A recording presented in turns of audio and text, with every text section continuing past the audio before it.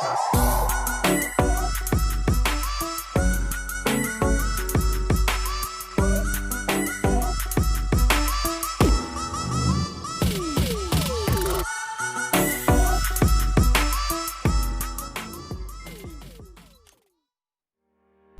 in our last video we talked a little bit about how lenses work, and in this one we're going to talk about what makes a lens a good lens. This is kind of an important distinction. If you're going to be putting a little bit of money into a camera, you might want to make sure that you have a good lens.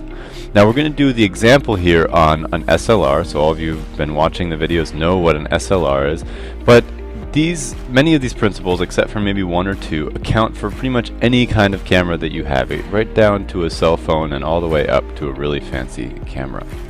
So we're going to start out with the aperture, because for me at least that's a very important part of it. You want to have an aperture that is going to allow you to photograph in the sort of situations that you want. So you want an aperture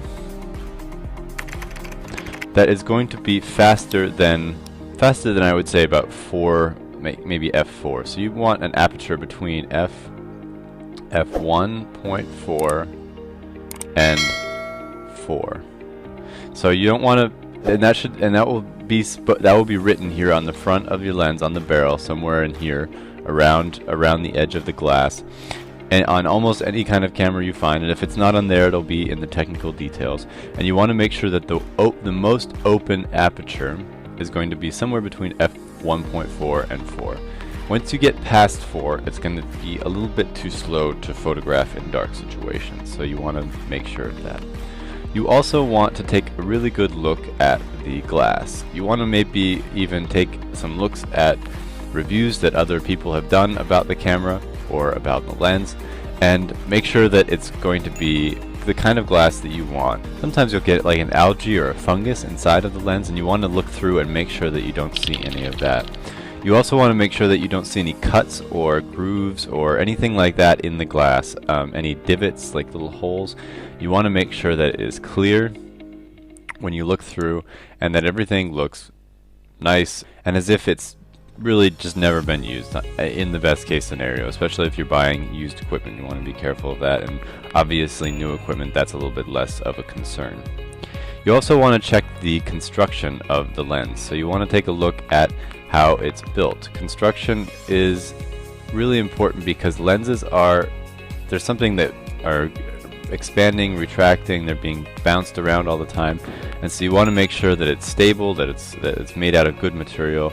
And you also want to make sure that it is well sealed. This is one thing that I have made some mistakes on in the past in buying lenses.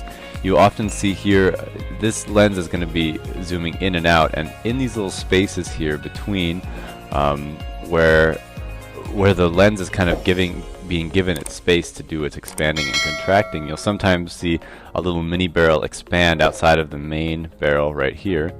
And in that little space between, air will get up inside and it'll shoot in, and it'll drag dust inside of the lens. Now, I'm not saying this lens will necessarily do that, but sometimes it happens. So you want to read your reviews, make sure everything is good on that. You want to look inside and make sure there's no dust inside of the lens if it's a used lens.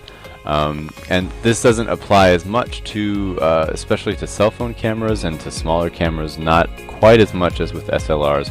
But some compact lenses zoom very far, especially ones that have what's called a long travel. So when the lens expands, it's much longer than it is before.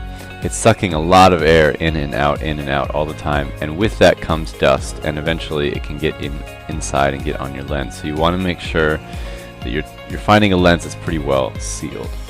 You also want to make sure that there is no chromatic aberration. I pronounced this incorrectly in the last video, so let me take this chance to say it's chromatic aberration, and I'm so used to saying abrasion that I can't get it out of my vocabulary.